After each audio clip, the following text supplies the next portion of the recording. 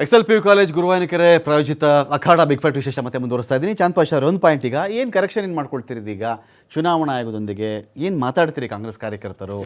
ಎಲ್ರಿಗೂ ವಿಶ್ವಾಸ ಬರಲಿ, ಇದು JDS ಏನೋ ಹೇಳ್ಬಿಟ್ರು, ಕಾಂಗ್ರೆಸ್ ಏನೋ ಚೌಲ್ಟಿಲ್ ಮಾಡಿಬಿಟ್ರು ಅಂತಲ್ಲ. ನೆಕ್ಸ್ಟ್ ಕರೆಕ್ಷನ್ಸ್ ಹೇಗೆ, ತಿಳುವಳಿಕೆ ಹೇಗೆ? ಅದಕ್ಕೇನಂದ್ರೆ ನಮ್ಗೆ ಯಾವ ಕಾರಣಕ್ಕೂ ನಾವು ಚುನಾವಣಾ ಆಯೋಗನ ನಂಬೋ ಸ್ಥಿತಿಯಲ್ಲಿ ನಾವಿಲ್ಲ. ಓಕೆ, ಯಾಕಂತ ಹೇಳಿದ್ರೆ ಮುಸಲ್ಮಾನ್ರ ಕಾಂಗ್ರೆಸ್ನವರ ಅಂತ ಅಲ್ಲ, ಮುಸಲ್ಮಾನರು ಅಂತಾನು ನಾನು ಹೇಳ್ತಾ ಇದ್ದೀನಿ. ಒಂದು ಸಮುದಾಯನ ಗುರಿ ಇಟ್ಕೊಂಡು ಮಾಡ್ತಾರೆ. ಯಾಕಂದ್ರೆ ಕಣ್ಣು ಮುಂದೆನೇ ಇದೆಯಲ್ಲ ವೆಸ್ಟ್ ಬೆಂಗಾಳಲ್ಲಿ ಮಾಡಿದಂತದ್ದು. ಯಾಕೆ ನಮ್ಗೆ ಅನುಮಾನ ಕಾಡುತ್ತೆ? ಇನ್ನೊಂದು ಕೇಳ್ತೀನಿ, ನಿಮ್ಮನ್ನೇ ಕೇಳ್ಬಿಡ್ತೀನಿ. ಈಗ ಈ BLOಗಳು BLAಗಳು ಅವರೇ ಚೌಲ್ಟ್ರಿ ಒಳಗಡೆ ಬಂದುಬಿಟ್ರ, ನೀವು ಯಾರ ಮನೆ ಬಾಗಿಲಿಗೂ ಹೋಗ್ಬೇಡಿ, ಚೌಲ್ಟಿಗೆ ಬರಬೇಡಿ ಅಂತ ನೀವು ಹೇಳೋದು ತಪ್ಪು ಸರಿ? ಆಮೇಲೆ ಮನೆಗೆ ಬಂದ್ರ ಅವರು, ನನಗೆ ಅದ್ರ ಬಗ್ಗೆ ಮಾಹಿತಿ ಇಲ್ಲ, ಚೌಲ್ಟ್ರಿಯಲ್ಲಿ ನಡೆದಂತದ್ದು ಮಾಹಿತಿ ಇಲ್ಲ.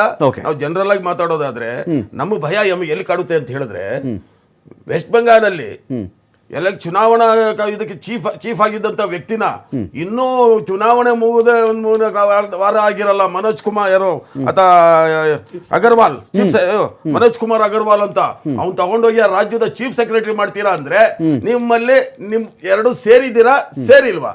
ಇದು ನಿಮ್ಮ ಅನೈತಿಕ ಮದುವೆನಾ ಅಲ್ವಾ? ನಮ್ಗೆ ಅಲ್ಲೇ ಅನುಮಾನ ಕಾಡೋದು. ಅದ್ ಹೆಂಗ್ ಸರ್ ಒಬ್ಬ ಅಧಿಕಾರಿ ಅದನ್ನ ತಗೊಂಡ್ ದಿಢೀರ್ ಅಂತ ನೀವು ತಗೊಂಡು ಕೂರಿಸ್ತೀರಾ ಅಂತ ಸಹಾಯ ಪಡೆದ್ರಲ್ಲ, ಅವನಿಂದ ತಾನೇ ಇಷ್ಟೆಲ್ಲ ಡಿಲೀಟ್ ಮಾಡಿದ್ರಿ. ಆಮೇಲೆ ಒಂದು ನಿಮ್ಮ ಈ ಮಾಹಿನಿಗೆ ಸುಪ್ರೀಂ ಕೋರ್ಟ್ ಅಲ್ಲ, ರಂಜನ್ ಗೊಗೊಯ್ ಅವರು ಸುಪ್ರೀಂ ಕೋರ್ಟ್ ಮುಖ್ಯ ನ್ಯಾಯಮೂರ್ತಿಗಳಾಗಿದ್ರು, 3 ಮೇಜರ್ ತೀರ್ಪು ಕೊಟ್ಟರು, ರಾಜ್ಯಸಭಾ MP ಮಾಡಿಬಿಟ್ರು ಅಂದ್ರೆ ಅವ್ರು ಅನುಮಾನಿಸ್ಬಿಟ್ರು. ಅದ್ರ ಬಗ್ಗೆ ಮಾತಾಡೋದ್ರ ಬಗ್ಗೆ ಬಹಳಷ್ಟಿದೆ ಸರ್. ಇವತ್ತು ಇದ್ರ ಬಗ್ಗೆ ಮಾತಾಡ್ತಿದ್ದೀವಿ. ಇಲ್ಲಿ ಈ ಅನುಮಾನ ಒಂದು ನಿಮ್ಮ ವಾಹಿನಿಗೆ ಇವತ್ತು ಥ್ಯಾಂಕ್ಸ್ ಹೇಳ್ತೀನಿ. ಕೆಲವೊಂದು ವಿಚಾರಗಳನ್ನ ಎಷ್ಟು ಜನ ಟಿವಿ ನೋಡ್ತಿದ್ದಾರೆ ರಾಜ್ಯದಲ್ಲಿ ಅಥವಾ ಬೇರೆ ಬೇರೆ ಕಡೆಯಿಂದ ಒಂದು ಮಾಹಿತಿಯನ್ನು ಕೊಟ್ರಿ. ಸರ್ಕಾರದಿಂದ ಕೊಡುವಂತಹ ಯಾವುದೇ ಗುರುತಿನ ಚೀಟಿಗಳಾಗಲಿ ಯಾವುದೇ ಒಂದು ಇದಾಗಲಿ ವೇಸ್ಟ್ ಅನ್ನೋದನ್ನ ಕೊಟ್ಬಿಟ್ರಿ ಸರ್. ಯಾವ್ದು ಕೇಳಿದ್ರು ನೀವು ಪೌರ ಅಲ್ಲ, ಸೂಕ್ತ ದಾಖಲೆ ಅಲ್ಲ ಅದು ಅಂತ. ಅದು ನಮ್ಮ ಜನರಿಗೆ ಗೊತ್ತಾಗ್ಲಿ ಸರ್ಕಾರದ ಇಬ್ಬಗೆ ನೀತಿಗಳು ಏನು ಅಂತ ಹೇಳಿ. ನಮ್ ದೇಶ ಗ್ರೀನ್ ಕಾರ್ಡ್ ಕೊಟ್ಟಿಲ್ಲ ಸರ್, ನಾವು ಕೊಟ್ಟಿದ್ದು ಆಧಾರ್ ಕಾರ್ಡ್ ಅಂತ ಕೊಟ್ಟಿದ್ದು. ನಂಬ್ಕೊಂಡಿದ್ರೆ ಆಧಾರ್ ಆಗಲ್ಲ ಅಂತ ತಂದವ್ರು ಯಾರು? ಸರ್ಕಾರ ತಾನೆ. ಆಧಾರ್ ಕಾರ್ಡ್ ಆಗಲ್ವಂತೆ. ಏನಕ್ಕೆ ತಂದ್ರಿ? ಮಣ್ಣು ತಿಂತಿದ್ರ ಇವರು ಆಧಾರ್ ಕಾರ್ಡ್ ತಂದಾಗ? ಆಧಾರ್ ಕಾರ್ಡ್ ಮಾಡ್ಬೇಕಾದ್ರೆ ಜನ ಎಷ್ಟು ದುಡ್ಡು ಖರ್ಚಂತೂ ಮಾಡಿದಾರ ಸರ್. ಇವ್ರು ಹೇಳೋದು ಅದನ್ನ ಯಾರು ಬೇಕಾದ್ರೂ ಮಾಡಿಸ್ಕೋಬಹುದು ಅನ್ನೋ ಧಾಟಿಲಿ ಮಾತಾಡ್ತಾರೆ. ಅದು ಯಾರು ಬೇಕಾದ್ರೂ ಮಾಡಿಸ್ಕೊಳ್ಳೋದಾದ್ರೆ ಅದಕ್ಕೆ ಯಾಕೆ ವ್ಯಾಲ್ಯೂ? ಯೋಗ್ಯತೆಗೆ ನಾಚಿಕೆ ಆಗ್ಲಿಲ್ವಾ ನಿಮ್ಗೆ? ಅದ್ರ ತೂಕ ಏನು ಅಂತ ಗೊತ್ತಾಗ್ಲಿಲ್ಲ ನಿಮಗೆ? ಆಧಾರ್ ಕಾರ್ಡ್ ಲೆಕ್ಕಕ್ಕಿಲ್ವಂತೆ, ಪಾಸ್ಪೋರ್ಟ್ ಲೆಕ್ಕಕ್ಕಿಲ್ವಂತೆ. ಮಹೇಶ್ ಈಗ ಸರ್ ಆಮೇಲೆ ಇನ್ನೊಂದು ಹೇಳ್ಬಿಡ್ತೀನಿ ಸರ್. ಇದರಿಂದ ನಿಜವಾಗ್ಲೂ ಮದುವೆ ಆಗಿರೋ ಮಹಿಳೆಯರಿಗೆ ಅವರ ದಾಖಲೆಗಳನ್ನ ಒದಗಿಸೋದು ಬಹಳ ಕಷ್ಟ ಸರ್. ಏನಾದ್ರು ಅಪ್ಪನ ಹೆಸರು ಗಂಡನ ಹೆಸರು ಚೇಂಜ್ ಆಗುತ್ತಲ್ಲ, ಅಲ್ಲಿ ಎಲ್ಲಿ ಹೋಗ್ಬೇಕು ಸರ್ ಅವರು? ಅದ್ರ ದೊಡ್ಡ ಸಮಸ್ಯೆ ಆಗಿದೆ, ದೊಡ್ಡ ಸಮಸ್ಯೆ. ಈ ರಾಜ್ಯದ ಮಹಿಳೆಯರಿಗೆ ದಯವಿಟ್ಟು ಹೇಳ್ತಿದ್ದೀನಿ ನೋಡೋರು, ನೀವು ಮದುವೆ ಆಗಿರೋ ನಿಮಗಂತೂ ಬಹಳ ಕಷ್ಟ ದಾಖಲೆಗಳನ್ನ ಒದಿಸೋದಕ್ಕೆ. ಅದಕ್ಕೆ ಈ ಸರ್ಕಾರನೇ ಹೊಣೆ.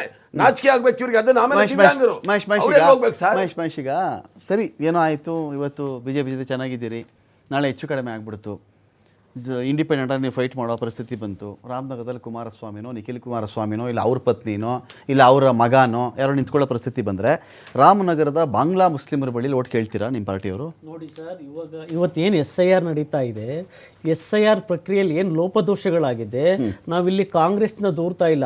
ಯಾರು ಕಾಂಗ್ರೆಸ್ನ ಸೋಕಾಲ್ಡ್ ಗಾಂಧಿ ಕುಟುಂಬದ ವ್ಯಕ್ತಿಯಾದಂಥ ರಾಹುಲ್ ಗಾಂಧಿ ಅವರು ಓಟ್ ಚೋರಿ ಅಂತ ಹೇಳಿದ್ರು. ಇದೇ ರಾಮನಗರದಲ್ಲಿ ನಡೀತಾ ಇರ್ತಕ್ಕಂಥ ಚುನಾವಣೆ, ಈಗೇನು SIR ನಡೀತಾ ಇದೆ, ಅಲ್ಲಿ ಮತಪೆಟ್ಟಿಗೆಯನ್ನೇ ಚೋರಿ ಮಾಡಕ್ ಕೊಟ್ಟಿದ್ರು.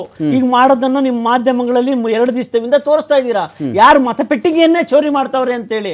ಅದ್ರ ಬಗ್ಗೆ ನಾವು ಮತಪೆಟ್ಟಿಗೆ ಚೋರಿಯಲ್ಲಿ ಯಾರ್ಯಾರು ಭಾಗವಹಿಸಿದ್ರು ಅನ್ನೋದನ್ನ ಹೇಳಿದೀವಿ.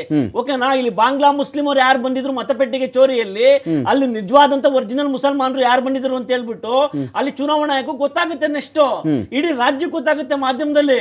ಅದನ್ನ ನೀವು ಅಕ್ಸೆಪ್ಟ್ ಮಾಡ್ಕೊಳ್ಳೋದು ಬಿಟ್ಬಿಟ್ಟು ನಿಯೋಗದ ಮೇಲೆ ದೂರನ್ನ ನೀವು ನಿಮ್ಮದೇ ಸರ್ಕಾರ, ನೀವೇ ಸರ್ ಹೇಳಿದ್ರು, ಯಾರು ಬಸವರಾಜ್ ಸರ್, ಎರವಲನ್ನ ಪಡೆದಿದ್ದೀವಿ ಅಂತ. ಹಾಗಾದ್ರೆ ಎರವಲನ್ನ ನೀವು ಪಡಿಲೇಬೇಕು ಚುನಾವಣಾ ಆಯೋಗ.